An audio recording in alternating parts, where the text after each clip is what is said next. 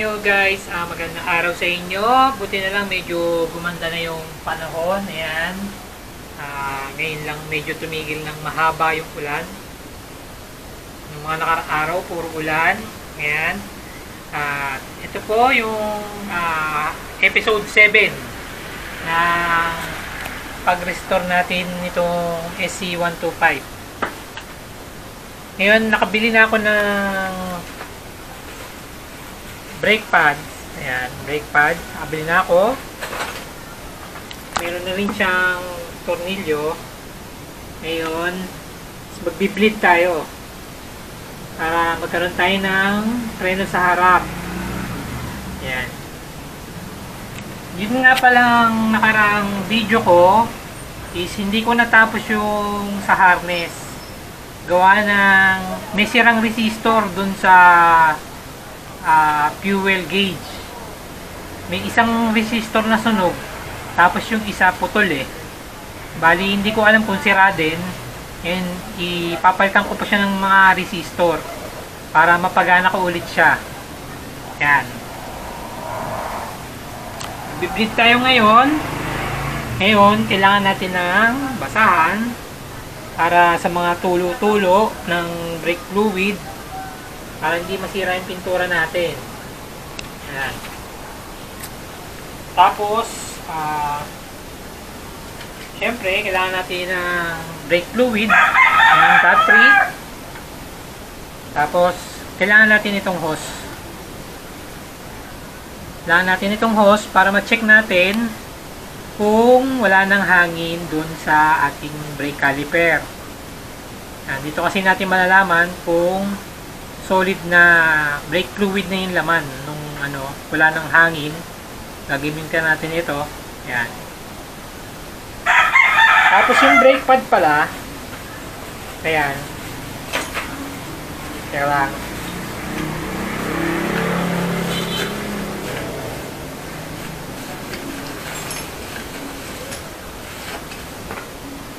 Kung nahihirapan kayong maghanap ng ganitong klaseng brake pad, kasi yung iba hindi nagtitinda ng pang GY6.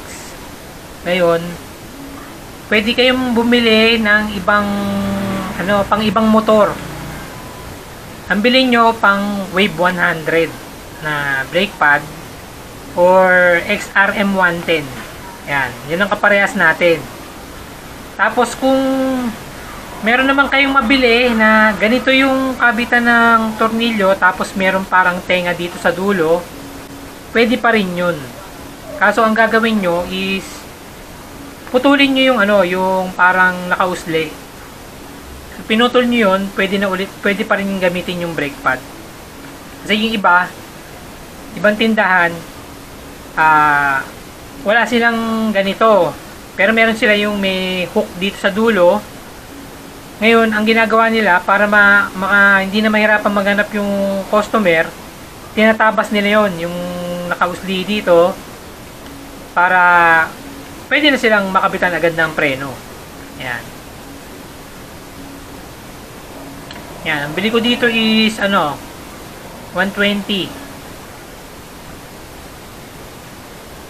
Ayan. Ayan. Gagamit ko tayo ng hose sa pag-bleed natin mamaya. Yan. Transparent hose para kita. Para makita natin kung solid na ba yung brake fluid sa loob ng caliper. Kasi makikita natin dito kung may hangin na kasama. Ngayon, palalabasin natin yung hangin.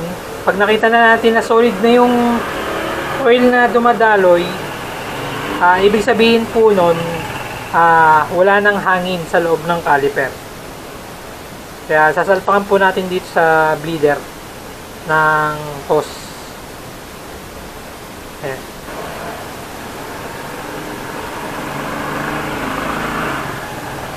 Ayan. Hindi pala muna natin ikakabit tong caliper. Meron muna tayong gagawing paraan para mabilis natin mapableed. Baga, yung lumang sistema kasi is matagal bago mag-bleed. Kumbaga, ganito kasi yan. Ito, ginagawa nila, nakasalpak na yan dyan. Maglalagay sila ng oil, pump sila ng pump, hanggang bumaba yung oil dito sa caliper.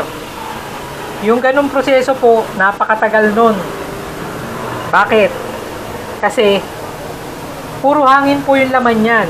Pag nilagay nyo ng brake fluid doon, puro hangin yung laman. Ngayon, walang lalabasan yung hangin, mahirap itulak yun, yung oil pababa kasi puro hangin pa yung laman. Ngayon, hindi mo natin siya ikakabit para mabilis natin mapababa yung oil ay yung fluid dito sa hose. Tapos bilis rin natin tatanggalan ng hangin dito kasi ang gagawin natin is yung pinakamabilis na paraan ng pagbi-bleed. Kasi yung lumang sistema napakatagal bago mawalan ng hangin. Siguro abot ka ng mga 3 oras kakapisil, kakapiga ng lever. Ngayon yung itong gagawin natin is yung pinakamabilis na paraan. Ngayon kung gusto nyong subukan, pwede nyo naman gawin sa inyong motor. Yan, para mas mabisa.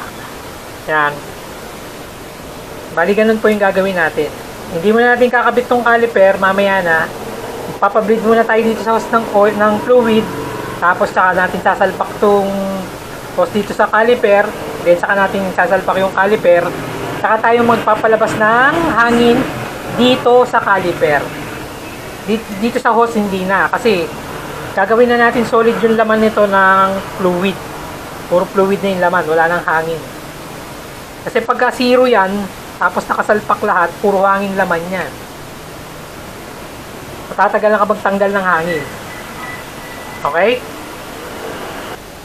Ayan guys, magbe-bleed muna tayo sa hose. Sa hose muna, bago sa caliper, bago tanggalan natin yung caliper ng hangin. Para umukay yung brake natin. Ito muna uunahin natin. Ngayon syempre kailangan natin ng brake fluid, tsaka ng basahan. Kasi baka matuluan yung pintura ng motor natin, matutungkab. Yan. Ingatan muna natin yung pintura. Kasi baka matuluan, sayang pintura, pababakbak. Matapang kasi yung brake fluid. Kaya niya magbakpak ng pintura pag natuluan. So, ayun guys, ito, lalagay muna tayo ng brake fluid dito sa natin, sa brake master.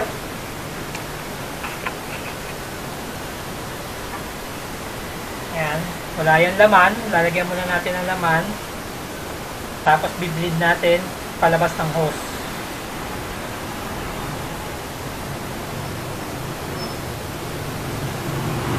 Huwag nyo munang punuin kasi itatapon nyo lang din naman yan. Hindi masyadong kita. Pero, ayan, may laman yan.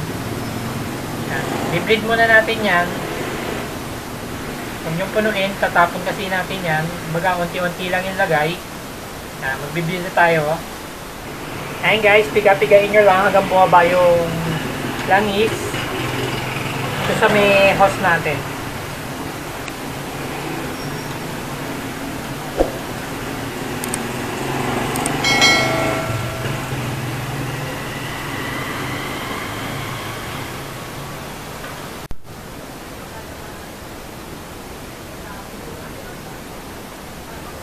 Ayun guys, tumutulo na.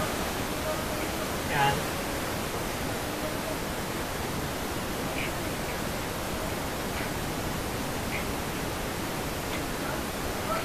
Kailangan yung tulo niya guys, dire-diretso. Wala nakatalapa.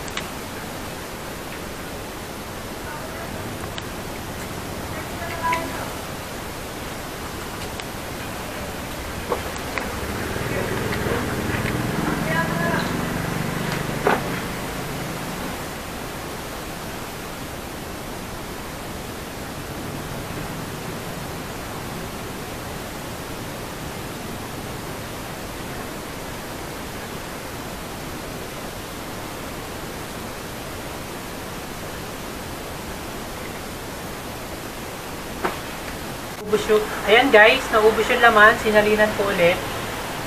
Ganun din yung proseso, piga-pigain nyo lang.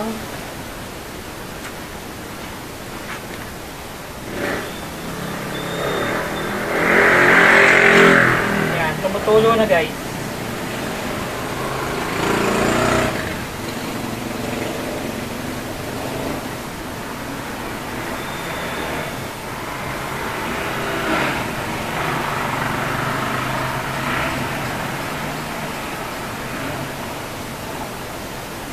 Ayan guys, bago natin ikabit yung caliper, kailangan lagyan muna natin laman yung caliper ng fluid.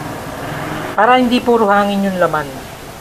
Para pagsalpak natin yung hose solid na fluid ng laman, yung caliper solid na fluid din yung laman.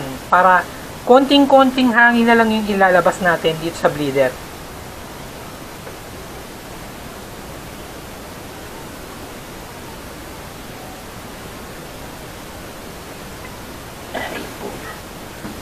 Pamunas.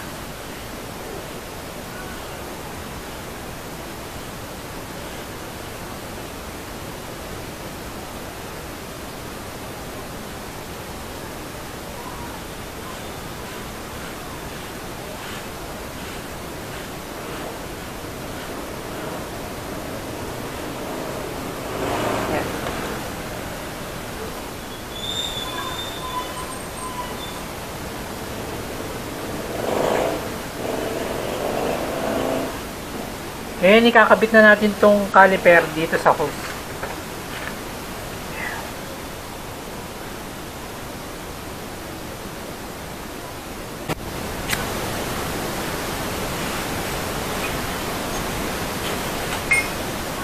Ngayon, gagamit tayo ng 8 para dito sa bleeder. Bubuksan muna natin siya.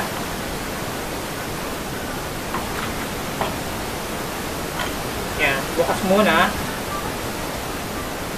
Kasi ipapableed natin. Ngayon, hintay natin ngayon lumabas yung fluid dito. Ayun guys, nagbe-bleed na. Ayan, kung mapapansin nyo may bula dun sa transparent po. Ayan, may bula. Ibig sabihin meron hangin. Yun o. Ayan, puro hangin yan. Ayan po, sa pag-bleed po, alisin nyo lang po yung bula, pisil-pisil, tapos pirme. Habang pinipisil nyo po, dapat bukas. Ngayon, habang lumalabas yung langis dito, ay kita nyo kung wala nang bula, kung solid na. Pagpisil nyo, diinan nyo lang, huwag nyo bibitawan, sarado. Ayan. Pag solid na po yung langis na lumalabas dyan, ibig sabihin po, wala na pong hangin. Solid na brake fluid na lang po yung dumadaloy dito sa brake line natin. Ayun guys, okay na po yung preno natin. Naikabit na po natin lahat. Meron na po siyang preno. Yan po. Hanggang dito na lang po. Kung meron po kayong katanungan is comment down below lang po. At kung nagustuhan nyo po yung ating video is like lang po.